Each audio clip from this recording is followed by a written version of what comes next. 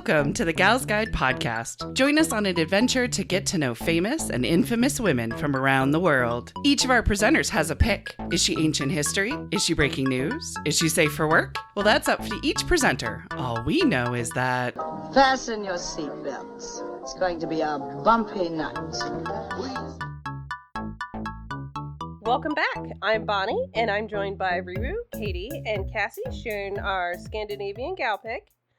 Riru already talked about the awesome vodka lady. Right, I don't remember her name. Alkablad. Yeah, Ava Alkablad. There you go. But before we dive back in, I want to get to know something random about our gal pals. How about, have you ever listened to Scandinavian music, and do you have any favorite artists? Dun, dun, dun. Who's going to say ABBA first? Yep. Okay, all right. I just wanted to make sure. I mean, like, it's kind of, it is really the elephant in the room. So there's ABBA. Waterloo will get stuck in my head all the damn time. I don't. My husband, we're doing Scandinavian. He says, you could do ABBA. ABBA. Yeah. There's two ladies, two gentlemen. It's ABBA. Just a whole Mamma Mia thing that's happening. So my husband and oldest daughter watch Eurovision. So mostly what I know of international music comes through them. I did casually text them an interview question saying, okay, which Scandinavian Eurovision is your favorite? Cammie said that Loreen is Eurovision's goddess. She has won twice. Loves her.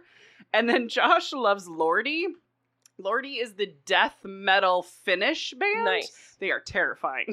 Nice. That is his favorite.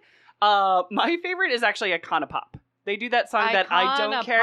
Yes, that I don't care. I burned his, I crashed his car into the ditch. Yeah. Yeah. I'm pretty sure Charlie XCX is on that side. Yes! I think that's one of like her breakthroughs. Yes, so. one of the early, I freaking She's love Brad Iconopop. Summer, right? Yes. Charlie, yeah. Mm-hmm. So full circle. Exactly. So those, you get 3 different answers with me, Ba-da! along with the extra ABBA.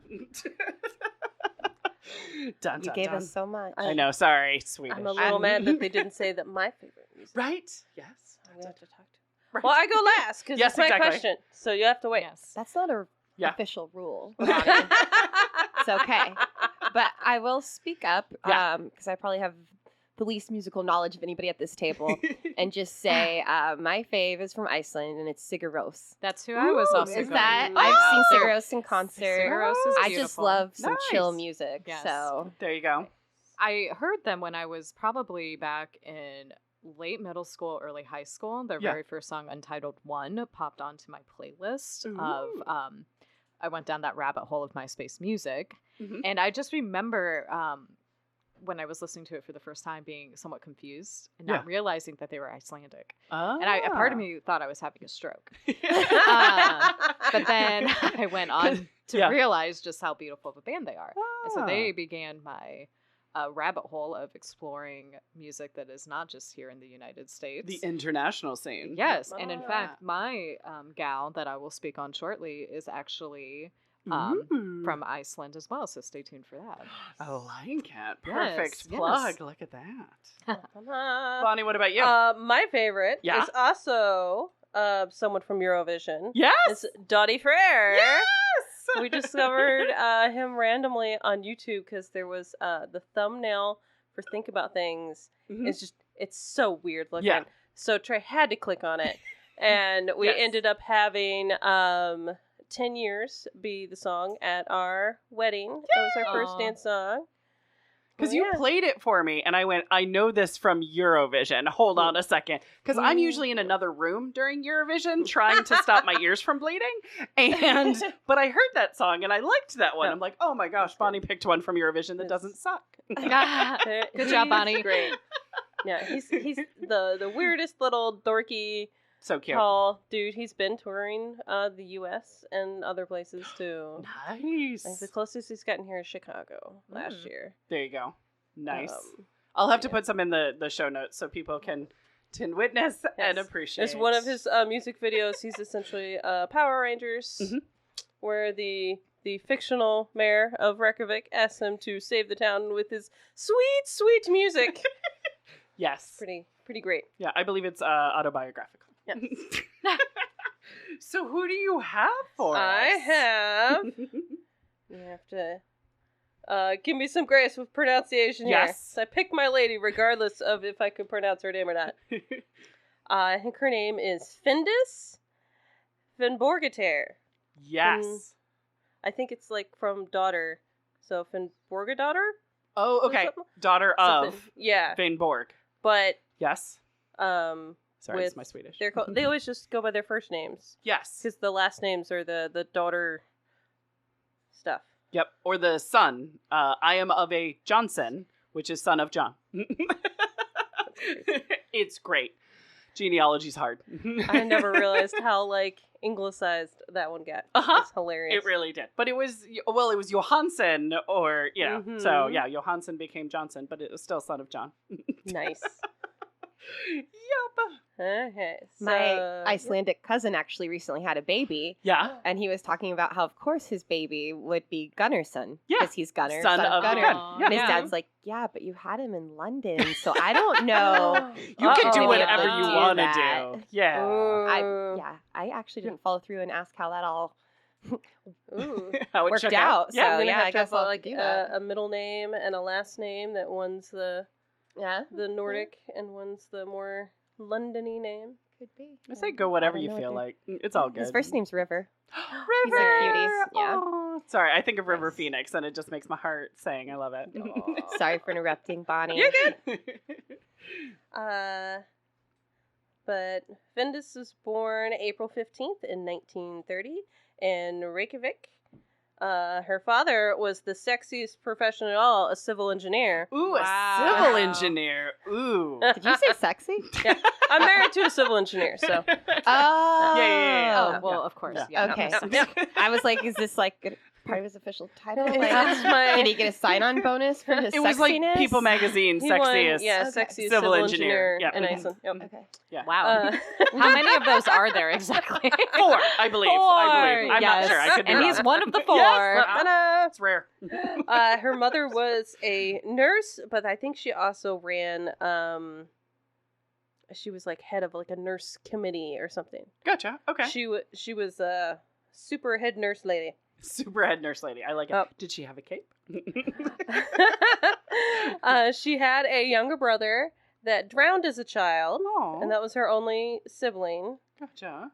She went to university in France, Okay. where she studied literature and theater history and French Mhm. and I think English. Gosh, I feel like she speaks even more languages than that. Probably. I know she at least speaks English, Icelandic, and French. I feel like there was another one. She married in 1954 when she was 34, and she studied theater in Copenhagen.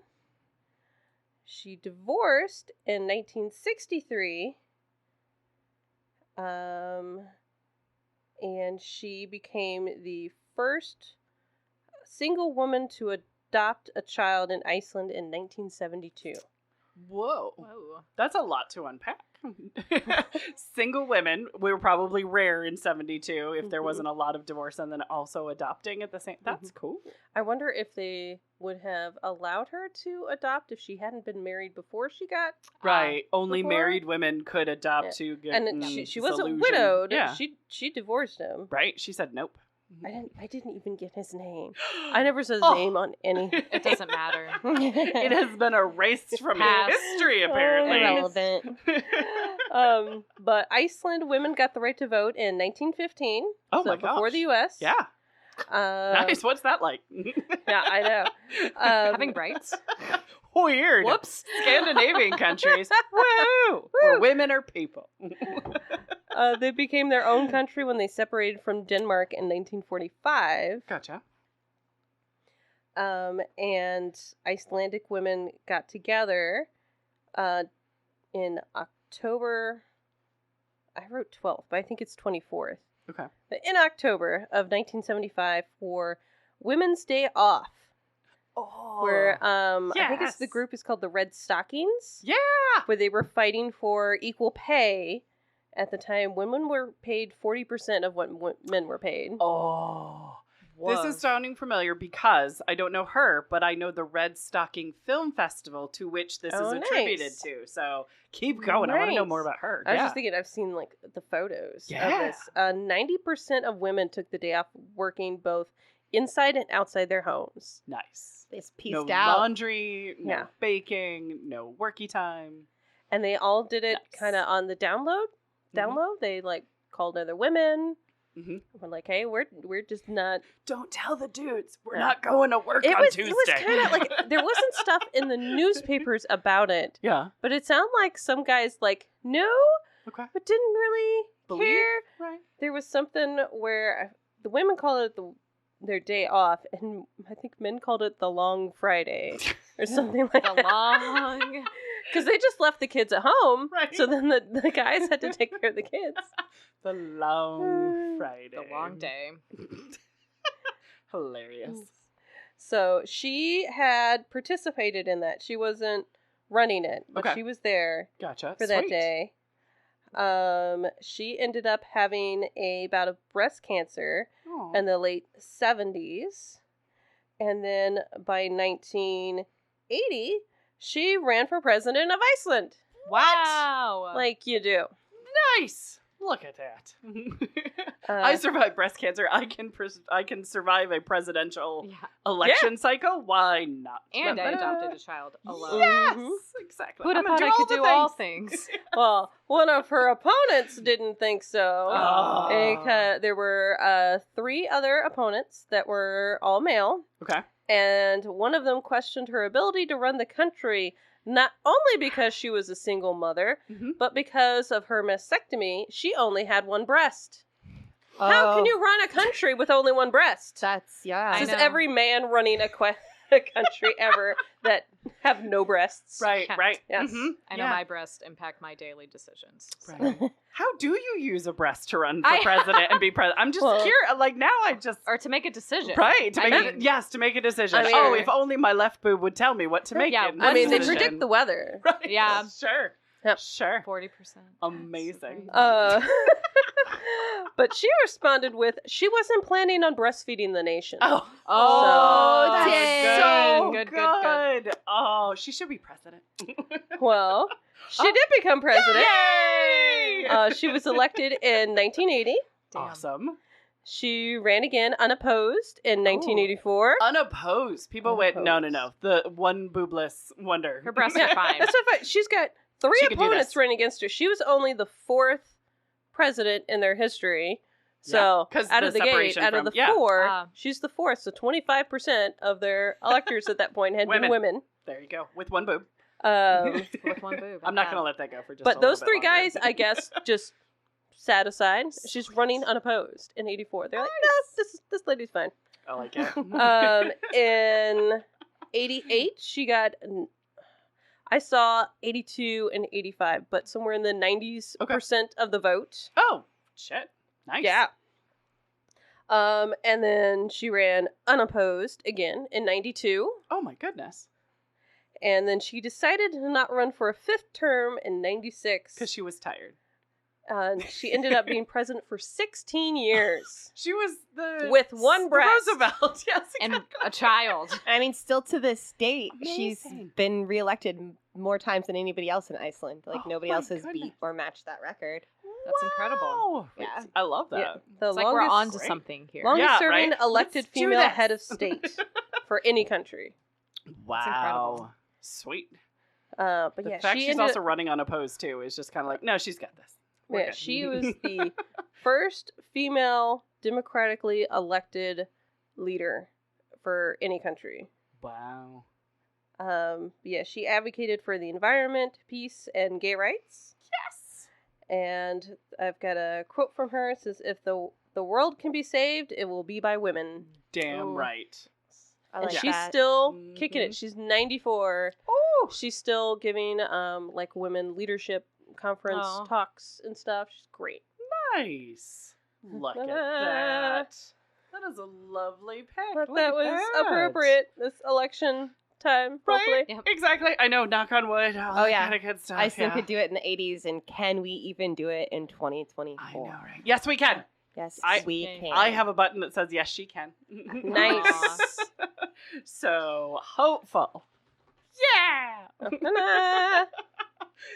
Sweet. Look at that. Any questions for Bon Bon? Dun, dun, dun. I love it. Do you want to close up the episode? Oh, yeah. I can do know. that, There's too. that oh, my whole other goodness. thing. Exactly. You got this. Well, that wraps it up for us this week. Join us next week as another Scandinavian gal is picked to share as Gal's Guide podcast continues. Thanks for listening. Want to learn about more women of history? Gal's Guide opened a unique women's history lending library. Come visit and explore our collection. Learn more at galsguide.org. Thanks for listening.